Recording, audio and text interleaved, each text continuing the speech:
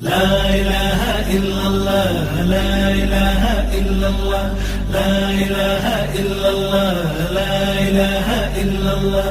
حضرت عمر فاروق خطبہ دے رہے تھے، بلند آواز سے امام حسین نے کہا، اے عمر میرے نانا کے ممبر سے اتر جاؤ، یہ میرے باپ کا ممبر ہے۔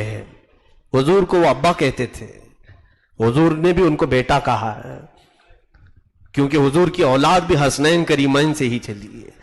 کہا یہ میرے باپ کا ممبر ہے۔ حضرت عمر بیچ خطبے میں اتر آئے، یہ نہیں کہ جمعہ کا خطبہ کمپلیٹ کر لوں، خطبہ چھوڑ دیا اور نیچے آ گئے۔ امام حسین کی عمر اس وقت 9 سال کی تھی یا 8 سال کی تھی، جتنی بھی رہی ہو۔ آپ نیچے آئے، حضرت عمر فاروق رضی اللہ تعالیٰ عنہ نیچے گھٹنوں کے بل بیٹھ گئے، امام حسین کے دونوں کندھوں کو پکڑا اور کہا، سچ کہا شہزادے آپ نے، یہ ممبر تمہارے باپ کا ہے، تمہارے نانا کا ہے۔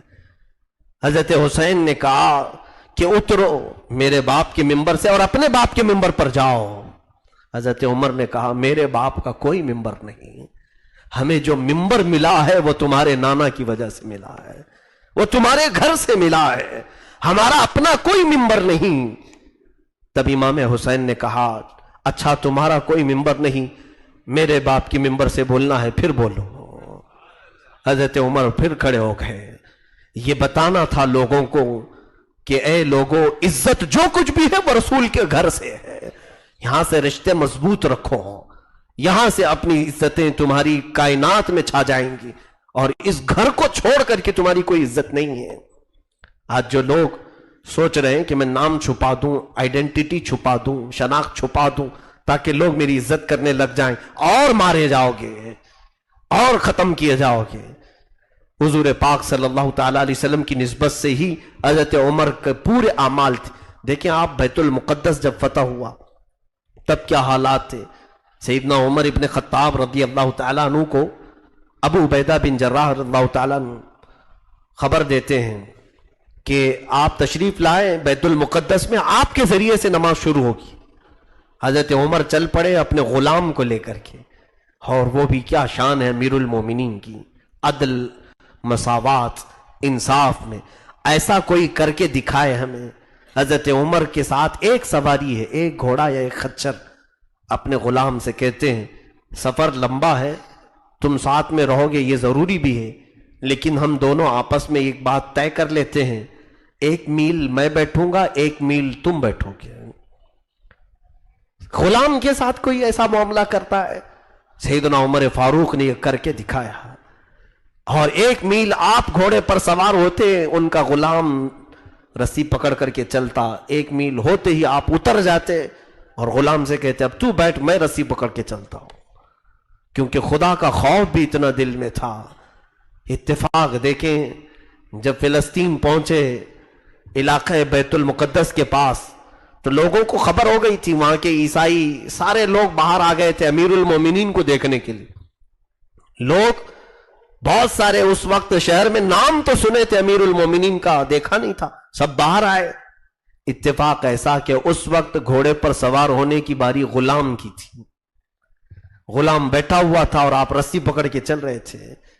تو لوگ جیسے ہی آئے سبوں نے امیر المومنین کو پکارا، کہا عمر ظاہر ہو گئے، اور آپ کی تعریف میں لوگ بولنے لگے اور اسی غلام کی طرف بڑھنے لگے۔ سارے لوگ دیکھا نہیں تھا، پیچھے سے ایک صحابی نے، حضرت غالباً ابو عبیدہ نے پکار کر کے کہا، اے لوگوں، وہ امیر المومنین نہیں جو گھوڑے پر بیٹھا ہے، امیر المومنین تو رسی پکڑ کر کے آ رہا ہے۔ لوگوں نے کہا کیا امیر المومنین غلام کی رسی پکڑ کے بھی آتے ہیں؟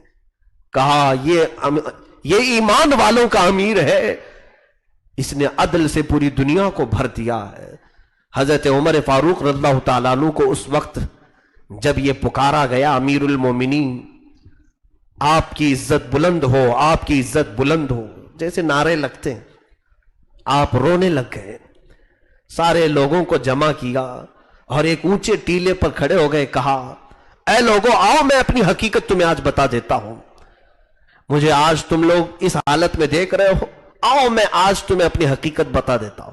یہ اس وقت کی بات ہے جب عمر فاروق کی حکومت جانتے 36 لاکھ مربع کلومیٹر پر تھی، 36 لاکھ اسکوائر کلومیٹر پر تنہا مالک تھے آپ کا رعب و دبدبہ چلتا تھا، آپ کے احکام نافذ ہوتے تھے۔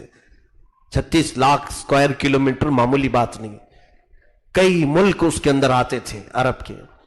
اس وقت حضرت امیر المومنین عمر ابن خطاب رو رہے ہیں اور لوگوں کو جمع کر کے کہتے ہیں سنو میری تاریخ، تم سننا چاہتے ہو میں بتاتا ہوں اپنے آپ کو۔ کہا کہ سنو، میں وہی عمر ہوں خطاب کا بیٹا، میں وہی عمر ہوں خطاب کا بیٹا جس کو بچپن میں میرا باپ بکریاں چرانے کے لیے بھیجتا تھا اور میں 2 بکریاں صحیح سنبھال نہیں پاتا۔ اونٹ کہا بکریاں کہا کبھی ایک بکری ادھر چلی جاتی تھی، کبھی ایک بکری ادھر چلی جاتی تھی۔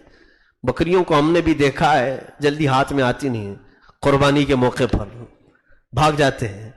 حضرت عمر کہتے ہیں مجھ سے بکریاں نہیں سنبھلی جاتی تو میرے باپ خطاب مجھے اتنا مارتے تھے، کہا کہ میں نے دنیا میں میرے باپ سے زیادہ سخت دل آدمی کسی کو دیکھا ہی نہیں۔ خطاب بہت سخت دل، وہ لکڑیوں سے مارتے، ہر چیز سے مجھے مارتے تھے۔ خطاب حضرت عمر کو مارتے تھے، باپ بیٹے کو کیوں؟ بکریاں نہیں سنبھال پاتا، 2 بکریوں کو صحیح لائن میں نہیں لگا پاتا۔ حضرت عمر رونے لگے، اے لوگوں، آج لاکھوں مسلمانوں کو عمر تنہا ہانک رہا ہے، یہ رسول اللہ کی برکت ہے۔ لاکھوں لوگوں کو تنہا وہ ہانک رہے ہیں،